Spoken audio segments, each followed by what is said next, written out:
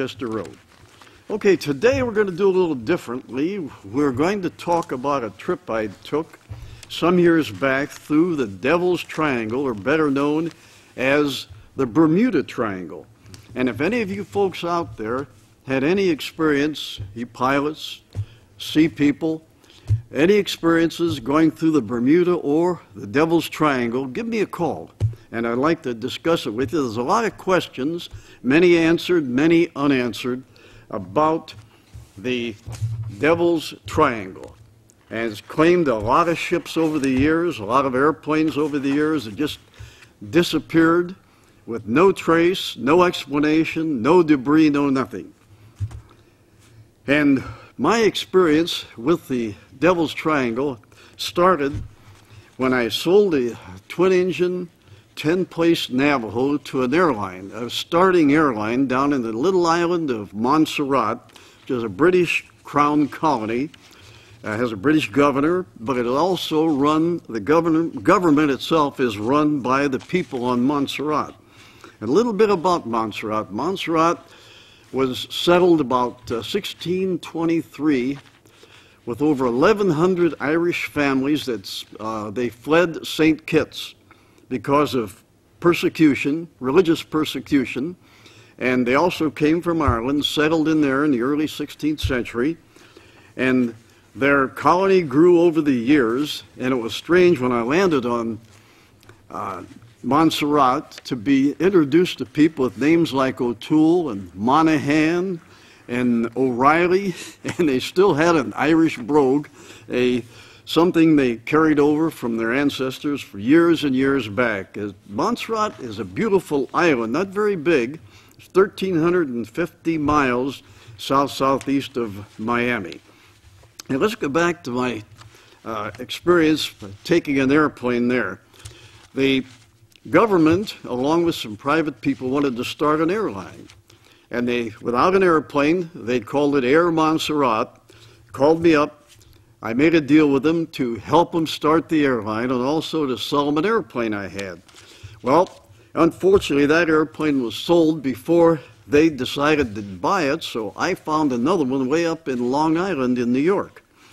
Went up to pick it up, and I was a little uneasy about that airplane because it had a history. It had been run by the FBI. They grabbed it from drug haulers, and they redid the airplane and everything, assured me everything was just fine with the airplane, but sometimes you just wonder.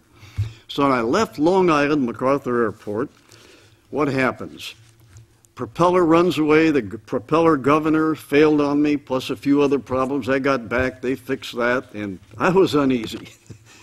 Took the airplane down to Naples, where I was to pick up the pilot that the people sent in from Montserrat. He was an American pilot, and he had a long resume.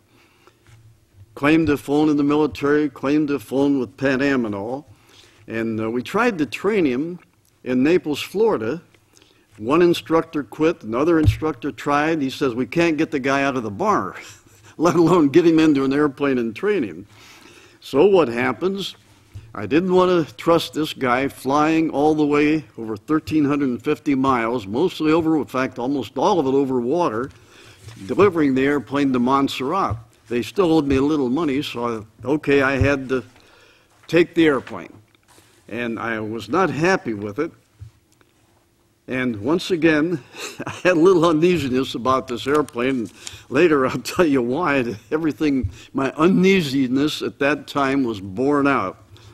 And we took off, and this fellow he sat in the right seat, and I told him, keep his hands off of, don't touch anything. And we left Naples. The weather was bad, filed an instrument flight plan, went out at 11,000 feet, and we're supposed to parallel the Bahama Islands and they were off to the right. And the weather was, as I mentioned, was bad. We're in the clouds and rain all the way. And I went into the back to get our cooler, to get our sandwiches for lunch, and I told the guy once again, keep your hands in your lap, don't touch a thing. I sat back in the pilot's seat, and I noticed the gyro compass, which was really tied in or slaved, as they call it, with the autopilot, was moving and we're heading off to our left, which our course was supposed to be roughly 110 degrees. Is moving over toward 90 degrees, which was heading us out over the ocean. And then one after another, the instruments started to fail. We lost all of our electrical instruments. We lost our radios. The radios gradually started to fade, then boom, they were gone. And our first stop was going to be Grand Turks Island in the Caicos Island group for fuel. And here we are, everything failing, all of our electrical system gone, our radio's gone, we're in the clouds, in the rain, in the bad weather. So the only thing we could do is just hold the heading that we had, that I was guessing on, because all compasses, the magnetic compass, the gyro compass, they were gone. So after a while, we broke out, and sure enough, I looked to the right, and there were no Bahama Islands. That meant we really turned left, way out over the open ocean. And now I started to sweat because we had a bit of a fuel problem when I started calculating what it would take to go back on course and to get to the Grand Turk Islands. So I turned right. I could see the Bahama Islands. This was after we broke out of the weather. See the Bahama Islands far off to the right, and I picked up the course again. And we're just flying parallel to the Bahama Islands, no compass, no nothing. I wonder what in the world happened here. Why did we lose all of the electrical equipment in our radios? Then it dawns on me, we're in the Bermuda Triangle, or the Devil's Triangle, as a lot of people call it. And as we got further on, burned more fuel, then I started to hear some airliners way high. And one airline pilot came on and says, "What happened?" He was talking to Ocean Control, which we're all supposed to be on flight plans. And he said, "What happened?" He says, "I lost everything. Now it started to come back." Another pilot came on and says, "Yeah." He says, "Do you have sunspots or something?" He says, "I lost all of my electrical equipment. I lost my radios, but they're starting to come back." Well, I was low at 11,000 feet compared to the airliners, so they relayed my position, or my guest position, and my information to Ocean Control to let them know I was still flying. And so the one pilot said it happened to him the day before also. So here were three of us that talked to Ocean Control, and we had a problem, electrical problem, everything went out, and guess what? We're in the Devil's Triangle. So we're going to get into that a little bit later, but I'm going to finish the story of the flight first. And there is a lot written and a lot of conjecture, presumptions, a lot of true things people say about the Devil's Triangle, but once again, after one of the commercial breaks, we're going to get into that part. But we continued on, landed at Grand Turks Island, and landed on practically fumes and a lot of sweat. When you start looking at those gas gauges, and they start bouncing off of the empty mark, you do sweat a little bit. So we landed at Grand Turk Island in the Caicos Island group and refueled. And as we're ready to take off, a twin-engine airplane comes in without any, lands on his belly, no landing gear. So we're stuck there for 4 hours until they figured out a way to get this airplane off of the runway. Our next stop was Puerto Rico, where we spent the night, refueled, the next morning took off and went to Antigua. Now, and gassed up again at Antigua because there's no fuel facilities on Montserrat. So we gassed up Antigua and headed out south-southeast toward Montserrat. Now, Montserrat's only about 40 or so miles, roughly, not more than 12 or 13 minutes away from Antigua. As we came up on Montserrat, we saw what kind of an island it was. It's not very big, and there's a volcano in the middle, goes up to about 3,500 feet. They call it a mountain, and of course all of those Caribbean islands are the result of volcanic eruptions over eons where they build up. And so that was a dominating feature, and I think they named that mountain right in the middle of Montserrat. Solfier is a French name, And anyway, we circled the island, and then we saw another island, and this fellow with me pointed out and said that was Goat Island. It was nothing more than just peak sticking up out of the water. He said there's hundreds of goats on that island, so we circled the island real low, about 100 feet or so. We could see the goats prancing around, chasing each other, and every so often we'd see one fall into the water.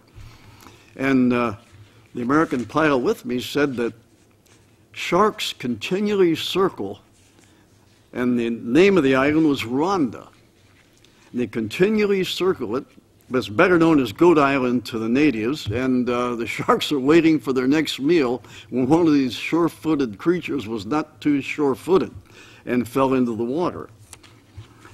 Now, what happened to Montserrat later on, I'll get back to our story of landing there. Volcano eruption in 1996 practically destroyed the island, but we could see what a beautiful place it was as I circled, landed, and cleared the customs, and this American pilot, once again, proved not to be too swift. He got into an argument, provoked the customs man. And I tried to calm him down and all that, because you cannot provoke customs people in a foreign country. Well, we almost had a 1 day's delay in leaving the airport, but fortunately the people in the government that had hired me as a consultant and to sell them the airplane came to our rescue and calmed everything down, led this guy away. And I had a meeting later with the people and convinced them, or tried to convince them, that this man was not competent, that I think he was dangerous in flying that airplane, and that we could not train him properly, and he also drank. Well, they're just beautiful people down on the island of Montserrat. And they said, well, no, we told him his mother lives here and all, and so we're going to keep him as a pilot. I said, okay. So I spent about 3 days on the island. I got bit by something on the island, spent about 2 days in bed, then flew back to Naples, then back to Akron. About a month later, I got a frantic call, saying that we have to fire this guy, the pilot, and we want you to find another pilot for us.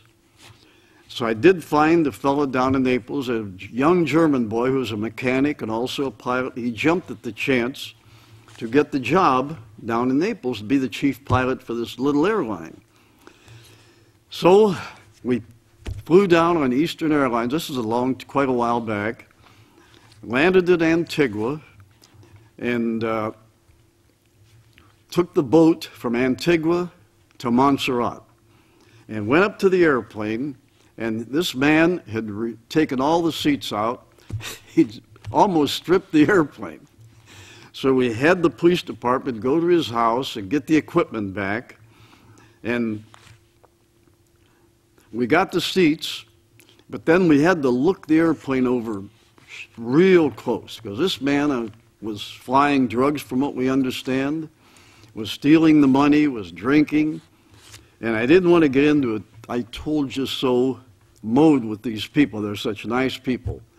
So we got the German boy in. We did some practice takeoffs and landings after checking the airplane out very closely, and then went up to Antigua to buy gas, because there was no gas on the island of Montserrat. That's how primitive that place was. Only about 8,800 people at that time on the island. So we went up to Antigua. We got our petrol. We were getting ready to clear customs. And they're very nice to us, but in this huge customs and immigration room, they marched us down there and sat us down, told us to wait. I said, well, what's the problem? We got our clearance. We got our clearance to fly in the Caribbean islands. They said, just a moment. And then all of a sudden, about 30 policemen came marching in. They're led by a guy that was, in fact, all of them were dressed like Marines on parade in Washington. And the man leading them looked like a general. He's carrying a saber. And I thought, oh, what's the problem? They came up and circled us, said, you're under arrest. And For what? They said, shut up, follow us out. Well, in the meantime, there were about 500 tourists had landed and were being cleared in this room. Two 747s had come in from England and Germany. And the German pilot, myself, were being marched out, surrounded by about 30 of these policemen carrying weapons. And when you're being marched out of a room with about 500 people, it becomes very still, and they're looking at you. Holy smokes, what did we do? They wouldn't answer. There was a civilian came up, very authoritative guy, was talking into his radio saying, we caught the American crooks. We have them. What in the world happened? So what are we being arrested for? And he says, shut up. So we go outside, and there's a line of cars, police cars, lights blinking. There's an empty space right in front of the terminal building, parking spot. And the civilian, who turned out to be the commissioner of police there, says, where is my van? And the officer standing around kind of looked away and didn't answer him. Finally, he shouts, where is my van? And the one man said, the sergeant took it to lunch. Well, I made a mistake of laughing. I thought that was funny. Here, these guys had collared what they thought was the American crooks, and now the van was taken by the sergeant to go to lunch. He became enraged, but anyway, they put the pilot and myself in separate cars. We had a cavalcade down to the police department. They had traffic lights, there's only a few on the island, were red. They had guards at the street corners holding up traffic, and we went to jail in style. So we were there for a while, and we're not allowed to go to the bathroom, not allowed to get anything to drink, and the answer was always shut up. And the word was they caught the American crooks. This was a big collar for these guys.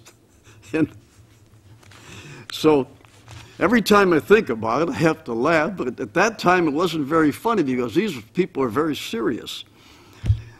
So we're sitting there, and the German boy says, I said, Matt, don't worry, everything will be okay. He says, about right now, I wish I was back in Germany. He's, why did I come to this country? Says, don't worry about it. So sure enough, after about 6 or 7 hours, when the people in Montserrat got worried and started looking for us, then they found that we were on Antigua in jail. They called the commissioner and convinced him that we were working for the government there. We're okay. We hadn't stolen the airplane. The airplane belonged to Air Montserrat.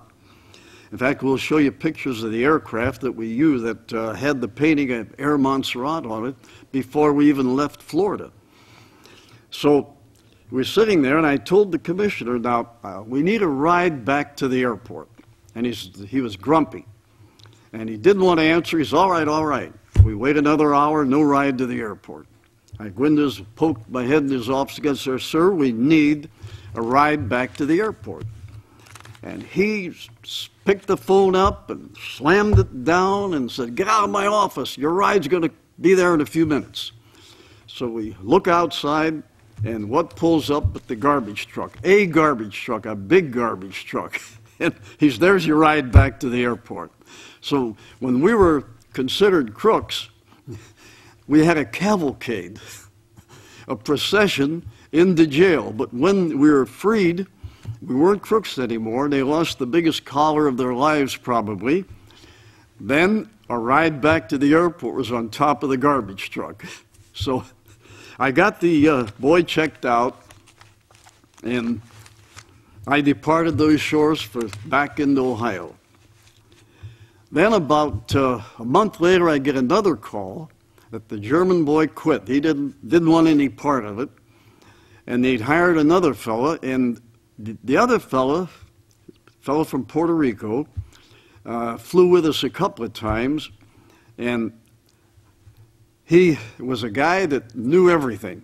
And I told him, don't hire this guy. If you have to hire somebody else, we'll look for somebody that is better qualified. And no, this fellow Rodriguez is very good, very good.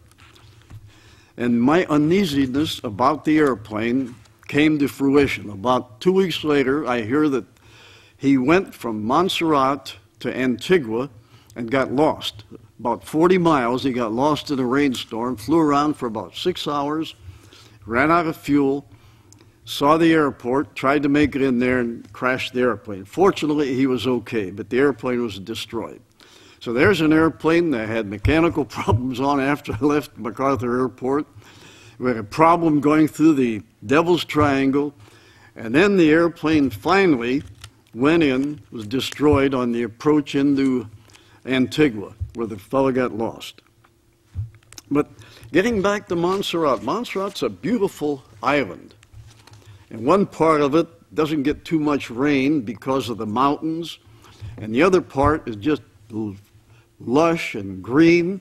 And Montserrat's history was that it was a great place to grow bananas. The bananas there are bananas that I've never tasted the like of the bananas I had on that island. Also, they were famous for the huge limes.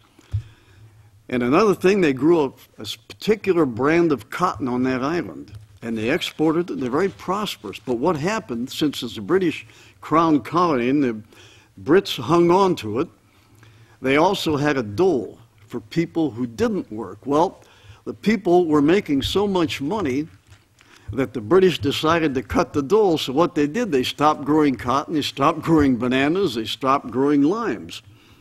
And so that was the end of the economy. And much of the food on Montserrat was imported. The food was terrible, I might add, at the hotel. The food was imported, much of it from Taiwan, from China, and I could not understand that, why they didn't do more fishing, but then they said the water is so deep there, the fishing is bad, etc., etc. But then in 1996, the volcano erupted and practically destroyed the island. At least the good half of the southern half of the island was destroyed. Destroyed meaning lava and ash. Ash was 5 and 6 inches deep everywhere. The island had 8,800 people on it when I was there. And after the volcano, and they were able to come back. Just about everybody was evacuated while the eruptions were going on. Now I understand there's about 4,000 people have come back onto the island. And they've relocated the airport, the city of Plymouth, which was their capital, and is named after Plymouth, England. And this was also a pirate stop during the days of the Caribbean, the pirates working in the Caribbean. So we had the airport once again was gone, the city of Plymouth was gone, and the whole southern half of the island is gone, covered with volcanic ash. Now we're going to get into more talk about Montserrat here after this message. Stadvik Inc., who is one of our sponsors here, recently bought Factory Auto Manuals in Flint, Michigan. This is one auto industry connected company that didn't go overseas. It came into Akron, and 5 new employees, something like 45,000 manuals, automotive maintenance manuals, parts manuals, etc., for cars, trucks, buses, whatever, was brought into the Barberton location. So now ESCO, or Stadvik Inc., has increased the business and added factory auto manuals. Now this has been a successful business for something like 35 years up in the Flint, Michigan area, and we're fortunate to have it down here in Akron, and to provide Akron area in Barberton, to provide employment for another 5 people. And my son, who owns the company now, said that he will be employing more people. So it's got the family of the Stadvik family of companies: ESCO Aircraft, Stadvik Inc., M&M Custom Tabs. They do printing, copying, color copying, and now we've added automotive manuals to the mix. We also have, believe it or not, something like 40,000 33, 45, and 78 records and record albums in the place. So if you need any records, let us know. You know, we have got them. We've got some of them going back to the early 1900s that were produced by the Victor Talking Machine Company. So we're getting into just about everything over at ESCO and Stadvik Inc. Well, getting back to the Devil's Triangle, or the Bermuda Triangle, and I wish we had more time to talk about it because there's a great body of information, and it's gone so far as that the official Navy department has, in their Navy Historical Center, has a great body of information on it. They try to explain that it is there, it isn't there, whatever. So you can have your own opinion on this. You get on the internet and you can bring a lot of this stuff up. There's something like 50 ships and 20 aircraft that have disappeared without a trace. The most famous is the 5 of Flight 19, the 5 torpedo bombers in 1945. It left Fort Lauderdale and went down without a trace. And then Mariner, a Martin Mariner rescue airplane, went out with, I think, 13 men aboard, and they were never heard of again. The most famous was the Cyprus that went down, a Navy vessel, and not a trace. So in the recent years, in fact, in the last 3 years, there's been 3 private aircraft that disappeared in the Bermuda Triangle. And they say it's weather. Well, you can look ahead, you can get weather, you got all kind of weather services, and anybody flying into the bad weather in that area, it just seems inconceivable. Experienced pilots would knowingly fly into bad weather. So what the explanation I've heard after coming back and talking to people, Navy people, was that one fellow told me that his destroyer went through there, became stalled out because of everything quit on the airplane, all the electronics. It took a week, he said, after the thing started up again and moving after about 2 hours. It took him a week to recalibrate everything, plus all of the other electronic people. And thank you again for being with us.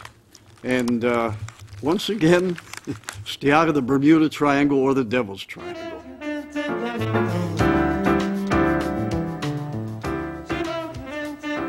This has been the Ernie Stadbeck Show with your host, Ernie Stadbeck. To get in touch with Ernie, write to Ernie Stadbeck, 378 South Van Buren Avenue, Barberton, Ohio, 44203-4014. By phone at 330-644-7724 or online at erniestad@aol.com.